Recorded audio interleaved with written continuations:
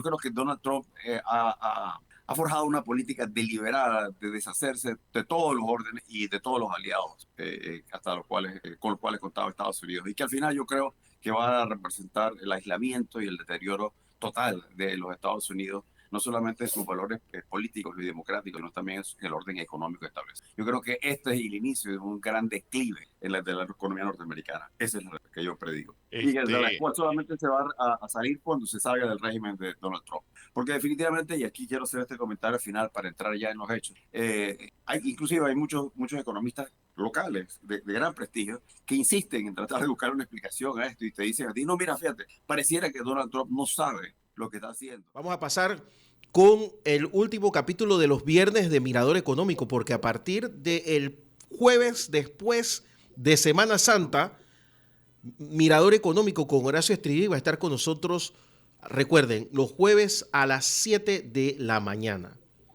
Aquí vamos a dar la pauta económica de las semanas a partir de la semana que sigue después de Semana Santa, porque Semana Santa nos vamos a las 7 iglesias. Y ya está con nosotros el economista en Mirador Económico, don Horacio Estribí. ¿Cómo estás, Horacio? Bienvenido, buen día. Guillermo, buenos días. Javier, Diego, cordial saludo a todos. Gracias por estar en línea. Y la colaboración siempre amable del ingeniero Javier Castillo. ¿Cómo estás, Javier?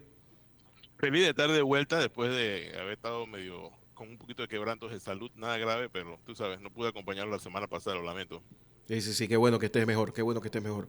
Esta semana ha sido increíble en el mercado internacional, en la economía internacional. Hoy en la mañana apareció Xi Jinping y dijo que él no tiene miedo y otras cosas más, ¿no?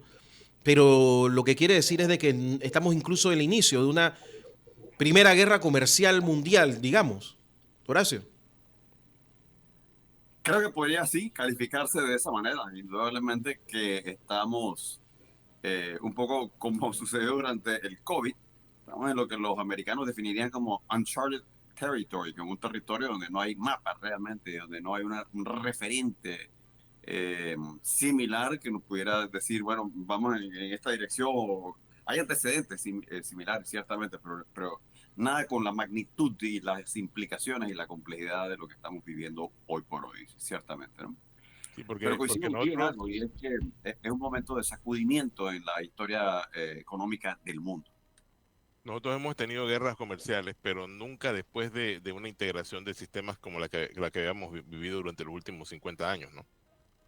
Efectivamente, y yo creo que sería bueno teorizar un poco sobre estos temas para luego caer en la parte más práctica de qué implicaciones pudiera tener esto ya a nivel mundial y luego, por supuesto, para Panamá, si hay dentro de todos estos resquicios de, de este marasmo de guerra comercial y de medidas y consecuencias, ¿qué espera? ¿Qué le espera a Panamá? ¿No? Pero sí hay algo que quisiera abordar y es una pregunta que creo que me hiciste alguna vez fuera de micrófono, Javier, y es que si esto constituye o no el fin de la era de la globalización. Creo que es una pregunta interesante de tesis, ¿no? Pero quisiera escuchar la opinión de ustedes y luego aportar la mía. ¿Cómo lo visualizan ustedes? No, la globalización está muerta. La globalización está muerta porque no hay un recambio, o sea, no hay una posibilidad de recambio demócrata. Yo lo veo desde el punto de vista político. Cuando pierde Donald Trump en 2020, entra un Joe Biden muy débil, pero además entra con un partido demócrata sin líderes. Joe Biden es la alternativa a la ultraizquierda del Partido Demócrata y a un conservadurismo extraño dentro de ese mismo partido. Hoy ni siquiera eso está.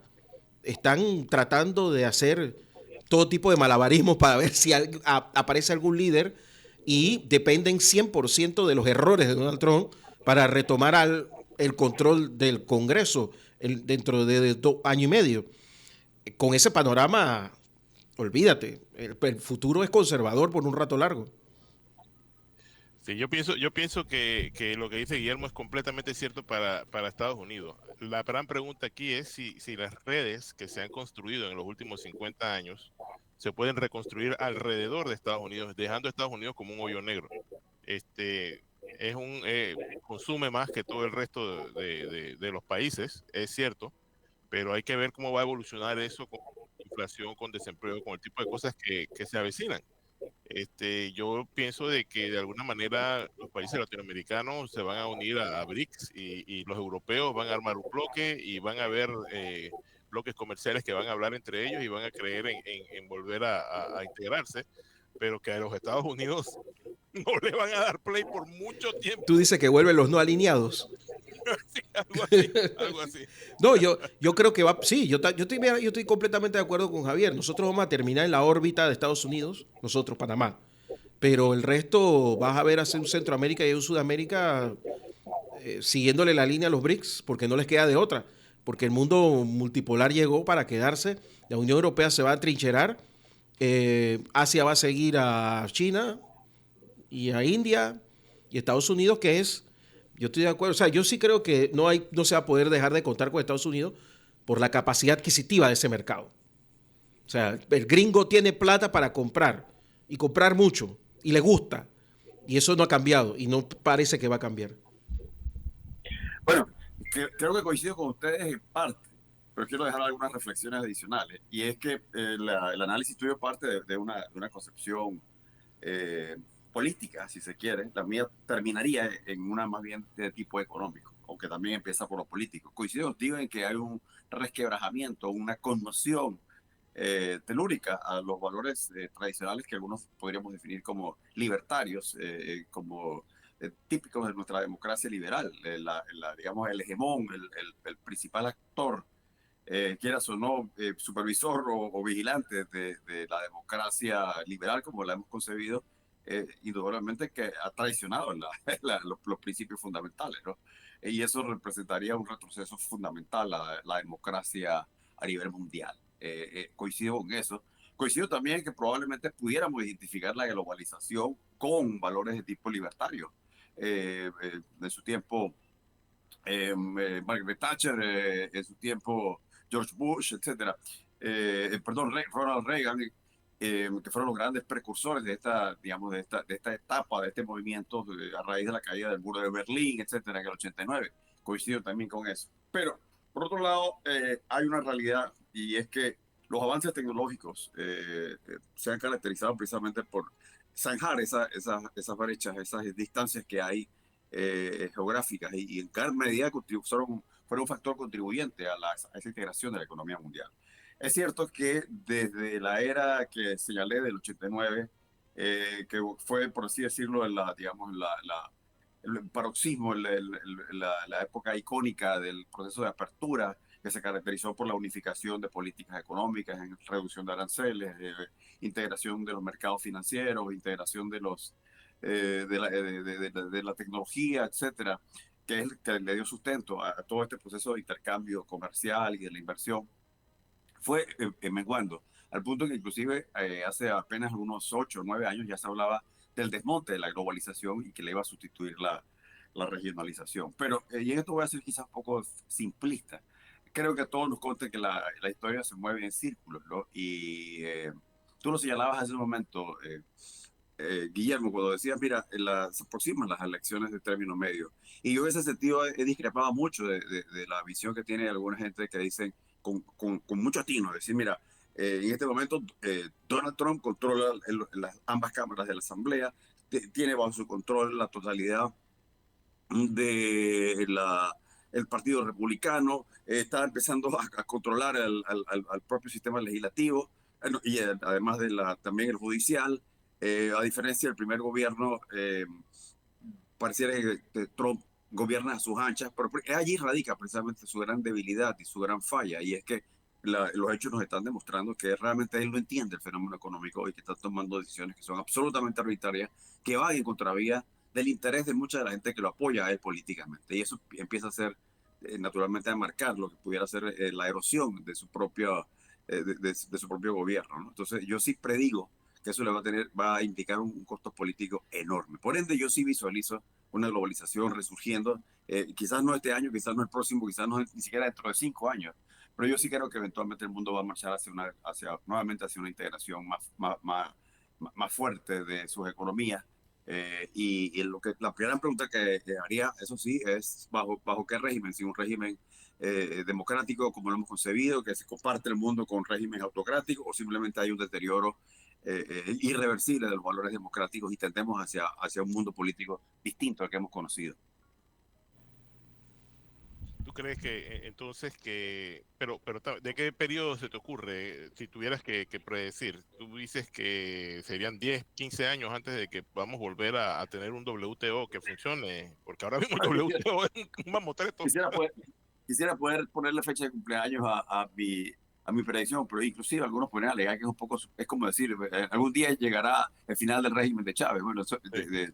de Maduro, eso lo sabemos, la pregunta es cuándo, ¿no? Pero de Sí. que es algo que va a ocurrir, ¿no? Sí. Así que yo Cuando predigo digo que eventualmente WTO me vamos a refiero a la regresar. Organización Mundial del Comercio, ¿ah? Para que la gente lo entienda. ¿Cómo dice? Cuando digo WTO me refiero a la Organización Mundial del Comercio. Claro, Organización Continúa Mundial de ahora sí. Comercio. Continúa Bueno, ahora sí. sí, lo que vale la pena es que hay un serio deterioro, ¿no? En las reglas del comercio mundial, y no solamente en las reglas del comercio mundial, sino había una política que no es nueva de parte de Estados Unidos. Estados Unidos por años, bajo distintas administraciones, ha desconocido muchas autoridades internacionales, empezando por las Naciones Unidas, etcétera. Y esto ha llegado ya a su nivel extremo, ¿no? Estados Unidos ha hecho una política y Donald Trump de desmontar cuanta organización internacional se le cruza en el camino, la Organización Mundial de Comercio, la Organización Mundial de Comercio, de Salud, los tratados en materia de control del calentamiento global, etcétera. Parece que en alguna medida yo creo que Donald Trump ha forjado una política deliberada de deshacerse de todos los órdenes y de todos los aliados hasta con los cuales contaba Estados Unidos, y que al final yo creo que va a representar el aislamiento y el deterioro total de los Estados Unidos, no solamente sus valores políticos y democráticos, sino también el orden económico establecido. Yo creo que este es el inicio de un gran declive de la economía norteamericana. Esa es la realidad que yo predigo. Y de la cual solamente se va a salir cuando se salga del régimen de Donald Trump.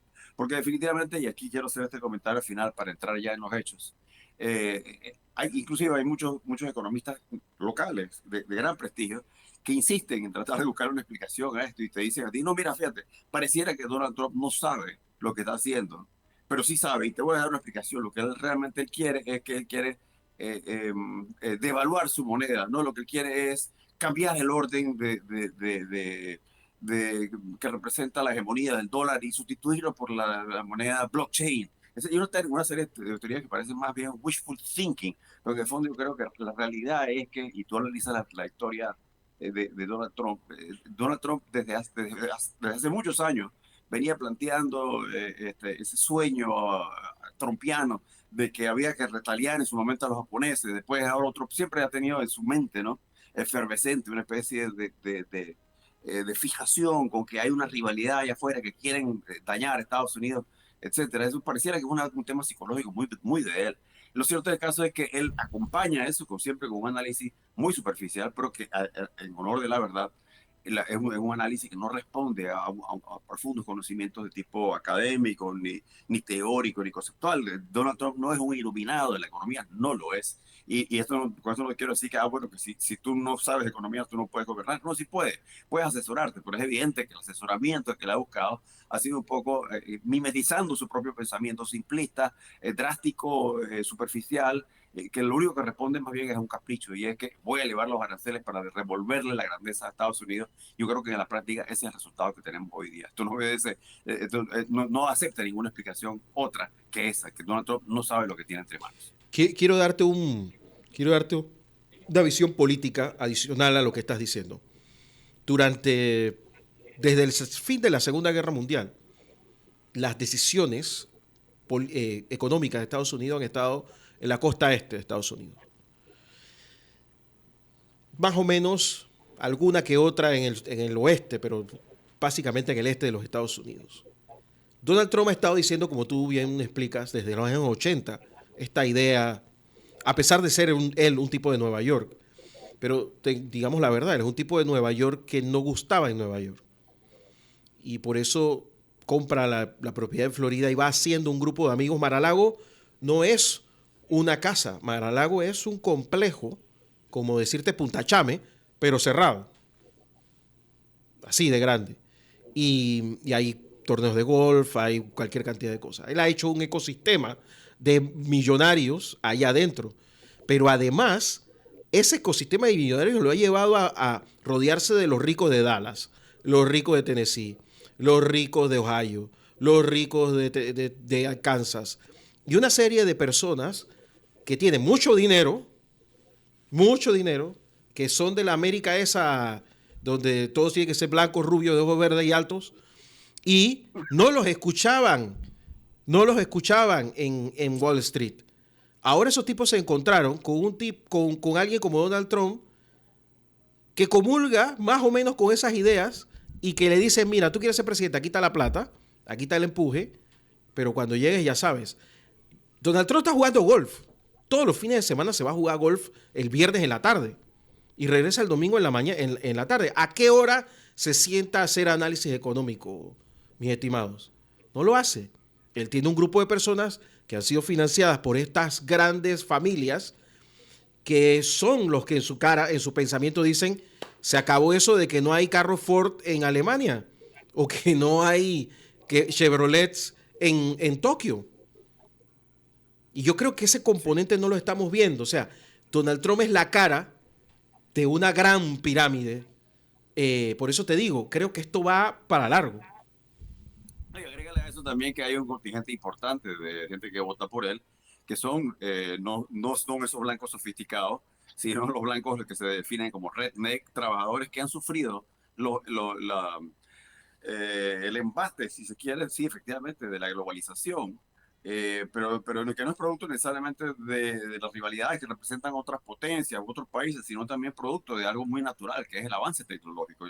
Y en alguna medida, lo cierto del caso es que la tecnología en parte explica digamos, ese arrinconamiento que sufren algunos sectores de los Estados Unidos, aunado a los impactos que todavía tuvo a largo plazo la gran crisis del 2008 y 2009, que literalmente liquidó mucha riqueza como se está liquidando hoy día.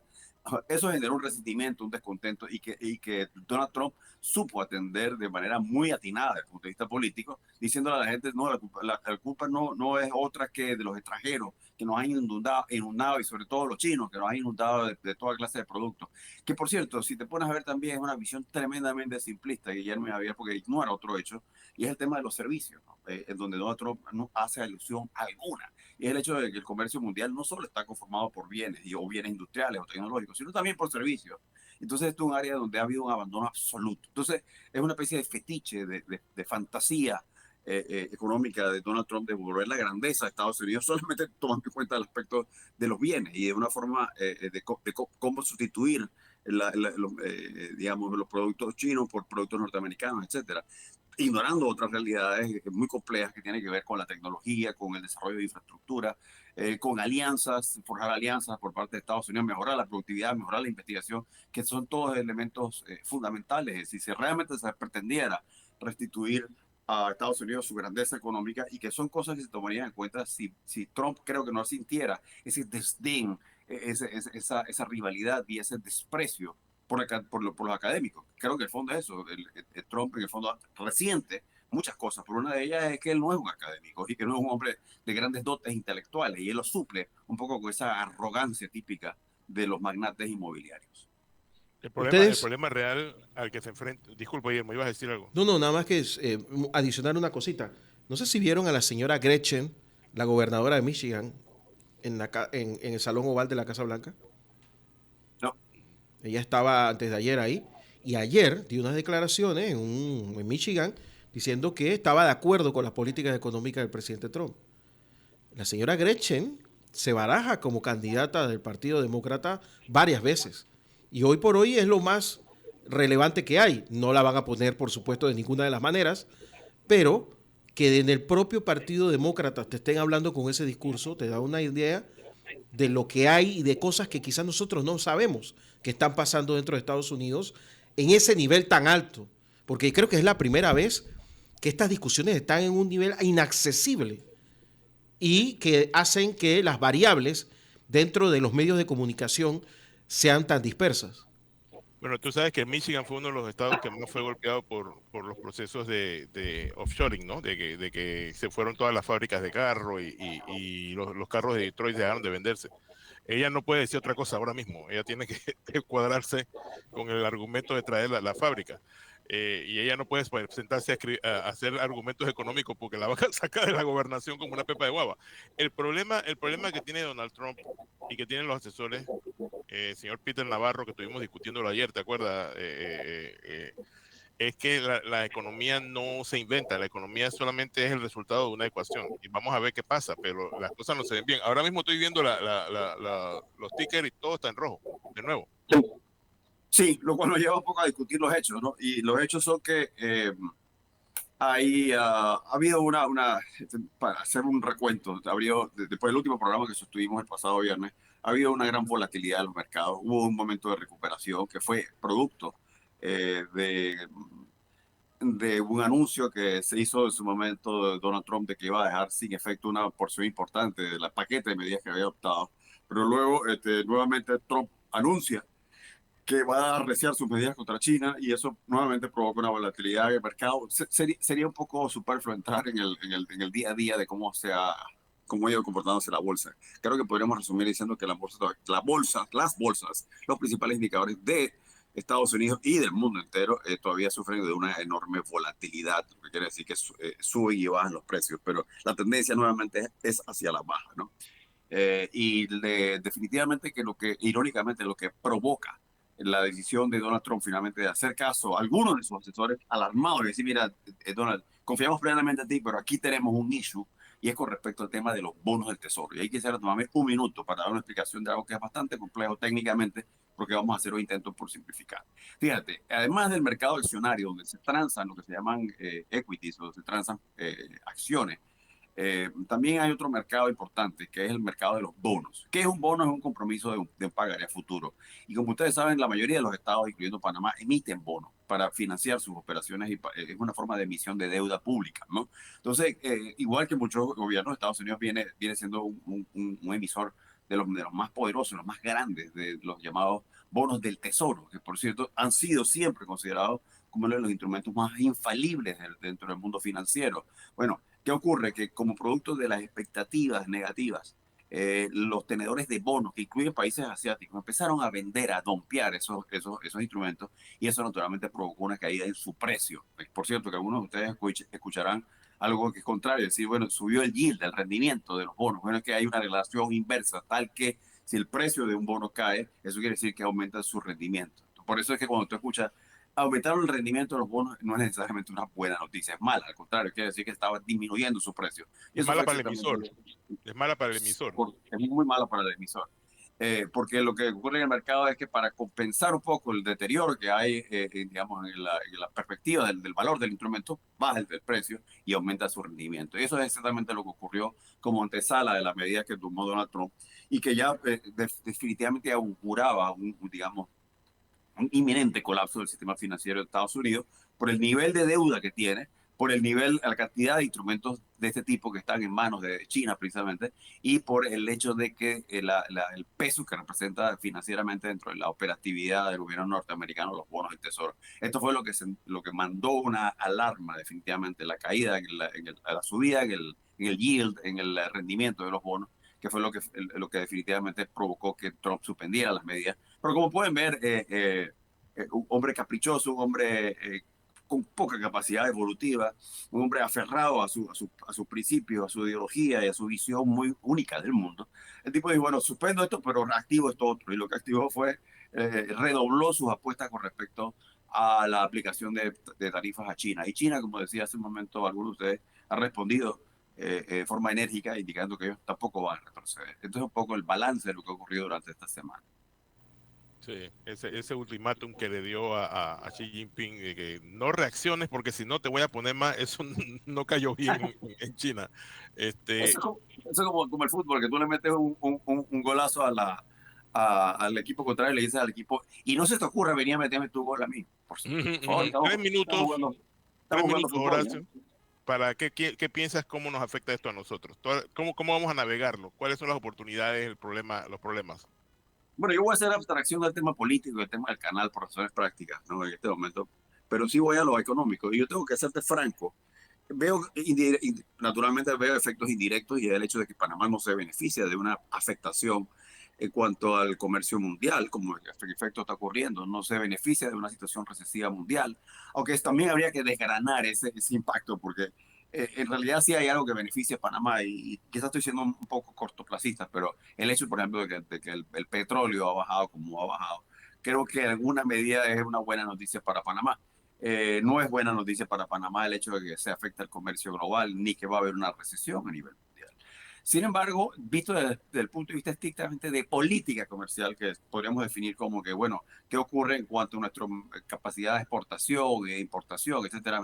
Fíjate, es cierto que hay un deterioro del valor del dólar. Es cierto que hay un deterioro en el valor bursátil, de la actividad bursátil a nivel mundial, etcétera. Pero en lo que a Panamá respecta, hay que verlo desde el punto de vista regional. ¿A qué me refiero? Fíjate, si haces un desglose, un análisis ya más seccionado de las medidas, te vas a dar cuenta que en lo que a Latinoamérica se refiere, la política de subida de aranceles fue relativamente suave. ¿Y en qué sentido? Porque en realidad lo único que nuevo que hay es que se le impone a la mayoría de los países, con algunas excepciones, Centroamérica, Suramérica, Panamá, ciertamente, se le vendría aplicando un alza de 10% de todas las exportaciones de estos países hacia Estados Unidos. Y eso lo que refleja en el fondo son dos cosas, ¿no? A mi parecer, primero, que Estados Unidos se da cuenta que el peligro, el potencial de inundar el mercado norteamericano vía exportaciones de Latinoamérica realmente no es el problema. La mayoría de las exportaciones de nuestra región lamentablemente todavía siguen constituyéndose por bienes primarios, café, banano, minerales, etcétera. Lamentablemente, los niveles de industrialización de nuestra región son tremendamente bajos todavía. Por ende, eso señaliza que realmente la preocupación de Estados Unidos no son las exportaciones de nuestra región.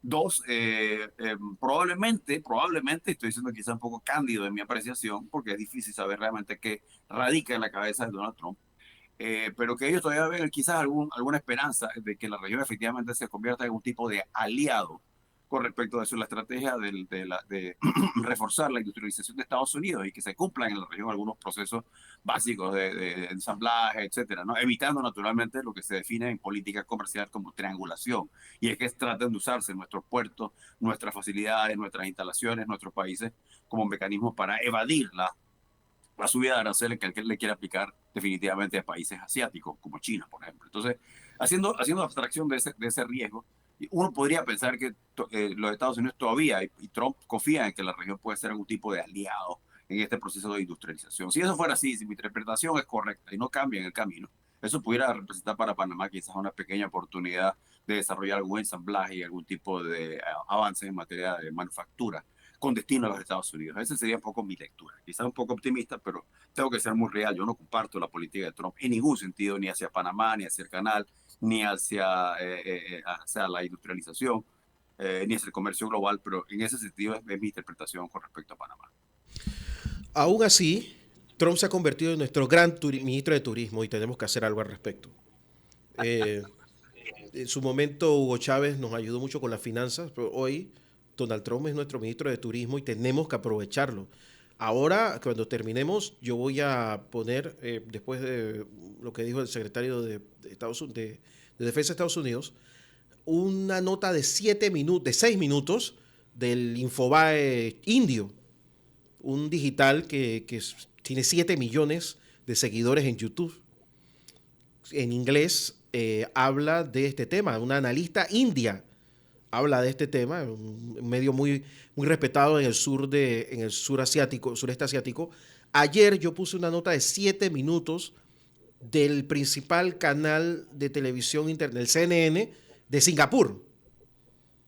7 minutos hablando sobre Panamá, constantes. Y ni hablar ayer, todos los medios de comunicación, todos hablaron de Panamá, antes de ayer también, y hace 3 días también.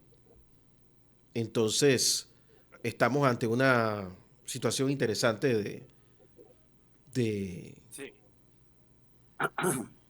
A eso agrégale, Guillermo, que como hemos venido señalando, ha habido una caída en el valor del dólar que tiene un doble efecto. Primero que nada, sí, puede representar un peligro para Panamá en términos de que encarece las importaciones, sobre todo importaciones que provienen de países que operan con monedas distintas al dólar, es decir, Asia, ¿no? Por ejemplo, o Europa. Pero a la misma vez la devaluación que está registrando el dólar, que pareciera que es algo que va a ser más o menos duradero, representa una oportunidad para que Panamá pueda fomentar sus exportaciones, le hace inclusive el turismo, como tú lo has señalado, principalmente a esos mercados como los mercados asiáticos y mercados europeos, porque son en términos relativos allí donde mayor caída está teniendo el valor del dólar frente a otras monedas, ¿no? Horacio Estriví, nos vemos la otra de la semana de más arriba, entonces el próximo jueves a las 7 de la mañana, en vivo y en directo. Yo primero. Con Mirador Económico. Un abrazo, Horacio. Pasa un buen fin de semana. Javier Castillo, gracias por la colaboración siempre. Siempre un placer, Guillermo. Hasta pronto. Nos vemos la próxima semana. Hasta luego. Vamos a la pausa y regresamos. Esto fue Mirador Económico en la mañana Ancon por Radio Ancon.